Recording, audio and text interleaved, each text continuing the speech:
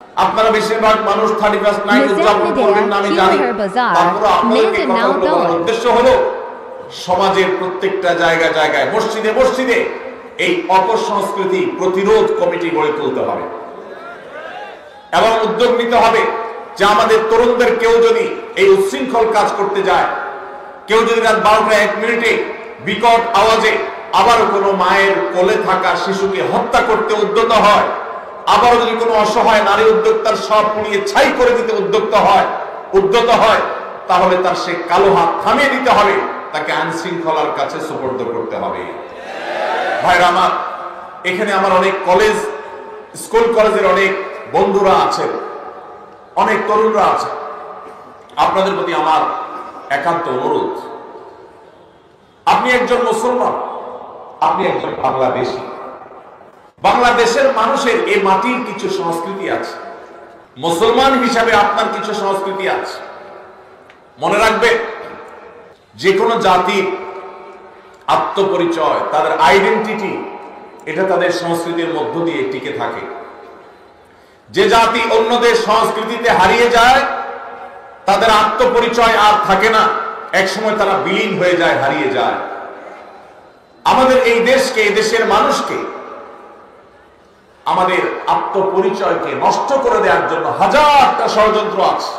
এই জন্য বিনোদনের নামে, আনন্দ ফুর্তির নামে, শিক্ষার নামে এই সমস্ত অপসংস্কৃতি প্রবেশ করে। আমার গত কয়েক মাসে বেশ কয়েকবার কয়েকটা মিনিস্ট্রিতে যাওয়ার সুযোগ হয়েছে, বিভিন্ন কাজে বলতে জাতীয় স্বার্থে বা দিনই স্বার্থেই, আমার ব্যক্তিগত কোনো কাজ বা আমার ফাউন্ডেশনের কোনো কাজে যাইনি কখনো। আমি অবাক হয়েছি যে একাধিকবার আমি শিক্ষা মন্ত্রণালয়ে যাওয়ার সুযোগ হয়েছে, আমার শিক্ষা উপদেষ্টার সাথে বৈঠকের সাক্ষাতের সুযোগ হয়েছে। আমি প্রতিবার লক্ষ্য করেছি অন্য যে কোনো মন্ত্রণালয়ের তুলনায় শিক্ষা মন্ত্রণালয়ে বিদেশিদের আনাগোনা সবচাইতে বেশি।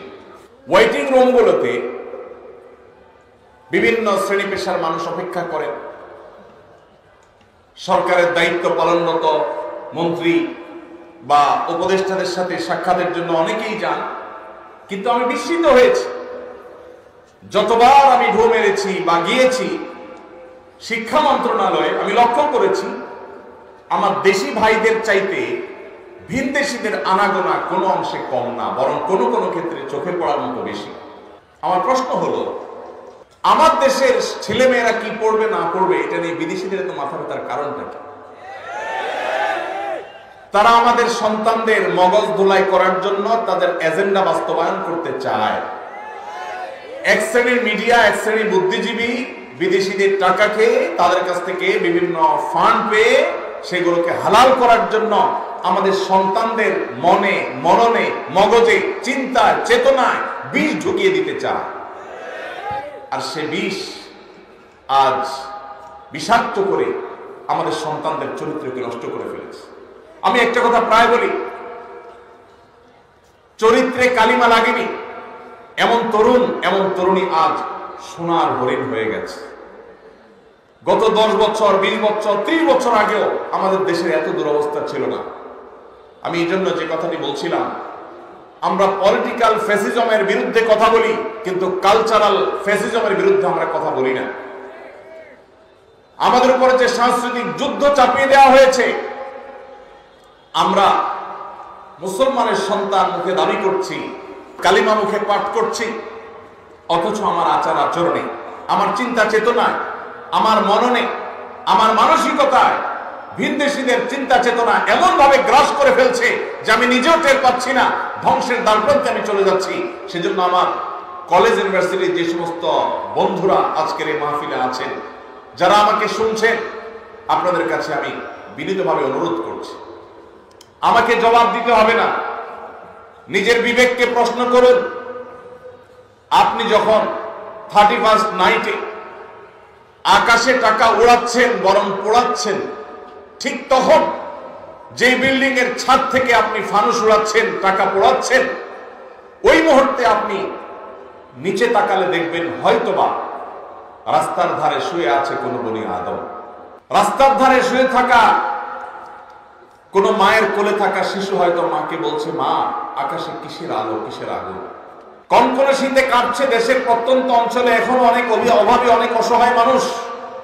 এইরকম একটা পরিস্থিতিতে জাস্ট আপনি ফুর্তি করার জন্য অগ্নিপূজকদের কালচারকে আমদানি করে আপনি আকাশে টাকা পোড়াচ্ছেন।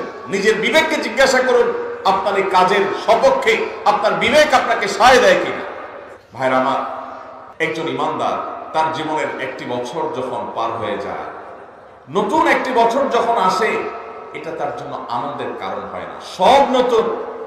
সব নতুনের আগমন মানুষের আনন্দের কারণ হয় না, বরং মানুষের বিবেকে করাঘাত করে কোন নতুনের আগমন। একজন ফাঁসির দণ্ডপ্রাপ্ত আসামির কাছে নতুন দিন, নতুন রাত, নতুন সপ্তাহ, নতুন মাস, নতুন বছর এটা আনন্দের কারণ হয় না। কারণ যত সময় সামনের দিকে অগ্রসর হয়, লোকটা তত ফাঁসির কাষ্ঠের দিকে এগিয়ে যায়।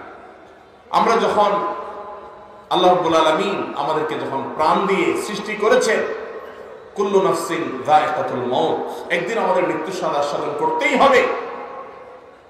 একটি বছর চলে আসা মানে হলো আমার বাজেট থেকে, আমার হায়াত থেকে একটি বছর খসে পড়া, কবর দিকে এগিয়ে যাওয়া। একজন মুসলমান, একজন বিবেকবান মানুষ এই জন্য নতুন বছরের দোরগোড়ায় দাঁড়িয়ে ফুর্তি করতে পারে না। এটা বাস্তবতা বিবর্জিত, হাস্যকর, অযৌক্তিক একটি কালচার, যেটি অগ্নিপূজকেরা করত।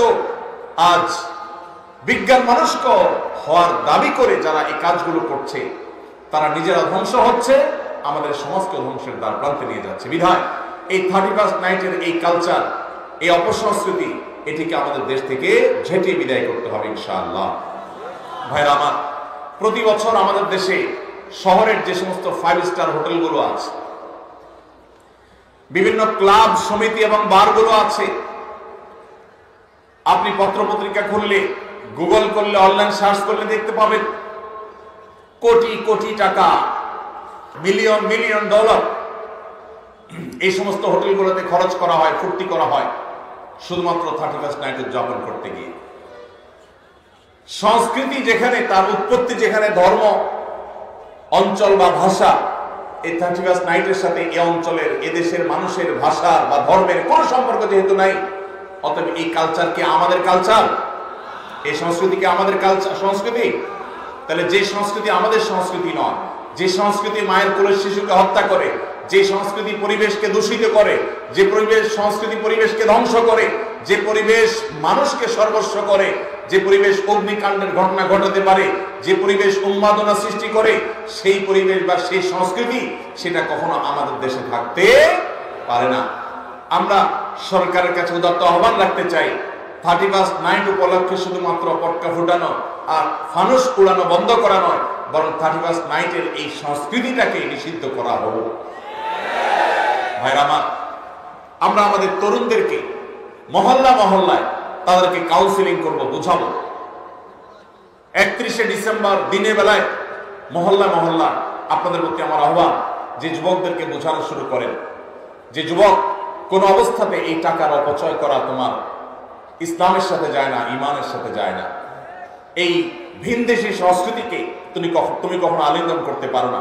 আমরা যদি সবাই সচেতন হই, সবাই যদি সচেতনতার এই কাজে লেগে যায়, সবাই যদি সবাইকে সতর্ক করি, সবাই যদি দাওয়াতের কাজ করি, ইনশাআল্লাহ আমাদের তরুণরা এই বিপদগামিতা থেকে ফিরে আসবে।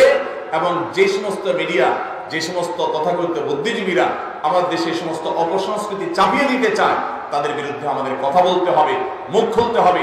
আল্লাহ তাআলা আমাদের সবাইকে সেই তৌফিক দান করুন। সবাই এই জন্য দাওয়াতি কাজ করতে প্রস্তুত আছেন তো ইনশাআল্লাহ?